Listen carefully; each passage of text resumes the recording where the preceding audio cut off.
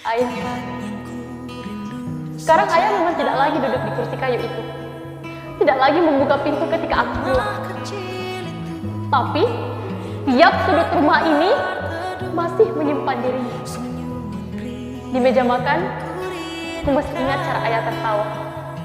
Di halaman rumah, aku masih ingat bagaimana ia mengajariku berjalan. Dan di dalam hatiku, aku masih mendengar suara yang sama.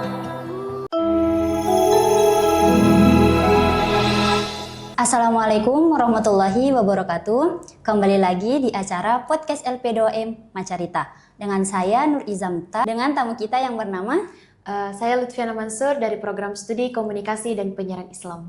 Jadi mahasiswa ini telah meraih juara 1 storytelling tingkat mahasiswa tingkat nasional. Jadi Fiana, pertanyaan saya yakni apa saja yang dipersiapkan untuk mengikuti lomba ini? Baik Kak, jadi untuk hal-hal yang perlu saya persiapkan dalam lomba ini sebetulnya tidak banyak. Yang pertama dan yang paling penting itu adalah ide cerita itu sendiri. Setelah ide baru saya narasikan, setelah beberapa kali revisi dan saya anggap sudah bagus, baru saya melakukan take video. Itu Kak. Ceritanya tentang apa dan kenapa sih pilih cerita itu? Baik, jadi cerita yang saya bawakan pada lomba kali ini berjudul tentang rumah dan ayah yang masih ada dalamnya. Jadi cerita ini menceritakan tentang seorang anak yang merasa kehilangan dan rindu pada sosok ayah. Jadi dia sebenarnya menyesal Kak, karena dia menyia-nyiakan keberadaan ayahnya karena merasa bahwa ayahnya ini masih ada, masih selalu ada. Dan alasan mengapa saya memilih cerita ini karena saya melihat pamflet lomba ini H-3 sebelum lebaran.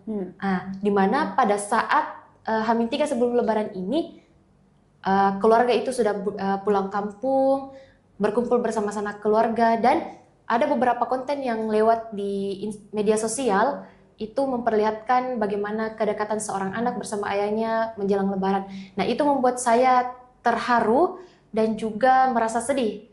Jadi pada saat saya melihat pamflet ini, saya langsung terpikir, oh saya harus mengambil cerita ini.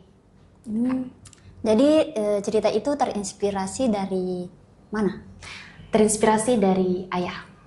Dari ayah. Latihannya berapa lama dan bagaimana caranya? Untuk latihannya sebenarnya tidak memakan waktu terlalu lama.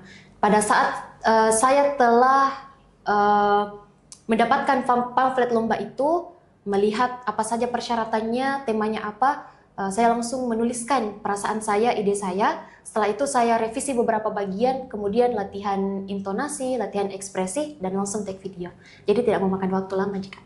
Oh, berarti storytellingnya itu, lombanya itu pakai infografis atau videografis? Videografis. Oh, videografis. Kira-kira jangka jangka pengumpulan videografis itu dari tanggal berapa ke tanggal berapa? Kalau tidak salah pada tanggal 15 April sampai setelah Lebaran. Jadi itu kan pengumpulannya. Oke. Bagian paling susah pas persiapan storytelling tersebut itu apa? Bagian yang paling susah sebenarnya adalah pada saat mengontrol emosi. Karena cerita ini sebenarnya perasaan saya yang saya tuangkan ke dalamnya. Jadi sebelum saya take video, saya terlebih dahulu menenangkan diri beberapa saat. Setelah itu baru saya bisa untuk take videonya. Kira-kira berapa lama sih waktu yang Kak Fiana butuhkan saat men-take video tersebut? Waktu untuk take video sebenarnya sekitar 1 jam Kak. Dan itu berapa kali take? Berapa kali take? Berapa kali Kak nangis di? Pakai nangis juga. Iya, karena dalam storytelling itu kita tidak hanya membawakan cerita saja, tapi kita betul-betul harus masuk ke dalam cerita itu sendiri. Berperasaan di. Iya. Tips biar ekspresi dan suara nggak kaku saat ngelakuin video tersebut itu apa? Sebelumnya saya sedikit cerita Kak. Jadi pada saat saya sekolah di Mansatu Kota Parepare, kepala sekolah saya ini meminta untuk salah satu murid menampilkan pada saat acara Maulid. Nah, teman-teman saya kemudian merekomendasikan untuk tampil pada kegiatan tersebut, tapi saya ragu. Nah, tapi teman-teman saya selalu mendorong saya untuk berani, akhirnya saya mengajukan diri. Nah, saya langsung dibimbing dengan guru bahasa Indonesia. Jadi, guru bahasa Indonesia ini memberitahukan kepada saya, memberikan arahan bahwa pada saat kita membawakan cerita, itu tidak selalu cerita tok saja, harus betul-betul masuk ke dalam cerita itu supaya kita bisa merasakan bagaimana sedihnya, bagaimana perasaan para tokoh-tokohnya, dan itu yang membuat ekspresi kita bisa lebih mengalir dan intonasi suara kita juga ikut. Dan untuk intonasi sebenarnya ada tips untuk melatih intonasi itu sendiri, Kak. Cara saya pribadi itu dengan sering membaca buku dengan nada. Nah, dengan sering membaca buku dengan nada itu, lama-kelamaan intonasi kita akan terlatih dan terbentuk. Seperti itu, Kak. Oh, sering membaca buku berarti buku yang selalu Kak Viana baca itu apa? Buku yang selalu saya baca itu kebanyakan novel. Novel? Iya. Oh, oke. Apa yang bikin Kak Viana yakin bisa menang? Sebenarnya kalau yakin, saya tidak yakin, Kak. Karena melihat dari persiapan saya betul-betul apa adanya. Nah, kemudian adik saya yang kebetulan mengikuti lomba yang berbeda itu mengatakan harus optimis. Ada aja itu.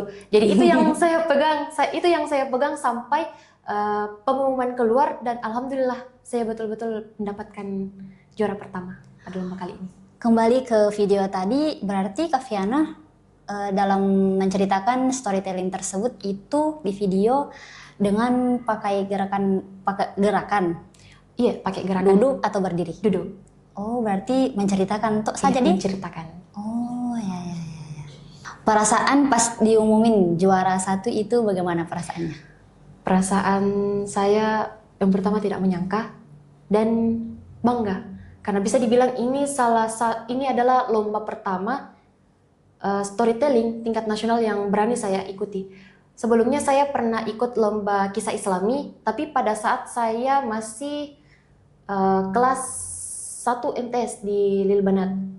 Nah, kemudian beranjak dari situ, masuk SMA, baru saya berani lagi untuk storytelling pada kegiatan Maulid selama 2 tahun berturut-turut, dan ini pertama kalinya saya mendapatkan juara di tingkat nasional. Oh, berarti Kak Viana dapat info bilang ada perlombaan tersebut itu dari mana? Dari Instagram. Oh, apa nama Instagramnya? Lomba Seni Sastra Indonesia. Oh, berarti Kak Viana tahu bahwa diri Kak Viana itu di sini jenjang di sini kayak minatnya. Iya. Oh, berarti selama Kak Viana berproses, Kak Viana sudah mendapatkan prestasi-prestasi apa saja selain storytelling ini? Prestasi sudah banyak atau ada beberapa? ada beberapa. Tapi ini yang pertama juara 1 atau udah beberapa? Ada. Kalau bisa tahu juara apa itu? Pada saat tadi saya MTS, saya mendapatkan juara 1 lomba kisah Islami. Ya, pada kategori putri. Kemudian mendapatkan juara 1 Olimpiade Siswa Nasional Hari Pendidikan Nasional pada mata pelajaran PPKN. Pesan dari cerita Kak Viana yang mau Kak Viana sampaikan ke penonton apa? Pesan dari cerita saya sebenarnya itu kepada penonton adalah waktu itu tetap berjalan, waktu adalah emas, dan ketika waktu itu berputar kita tidak dapat mengulangnya kembali.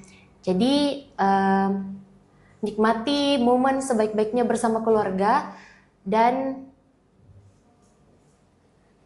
hargai selagi mereka masih ada. Ya, hargai selagi mereka masih ada. Satu tips buat teman-teman yang mau ikut lomba tapi masih takut. Tips dari saya itu jangan tunggu berani dulu baru kita memulai. Jadi pesan saya kepada teman-teman, jika kita merasa di dalam diri kita memiliki potensi, kita harus tetap mengasahnya dan berani mengambil langkah.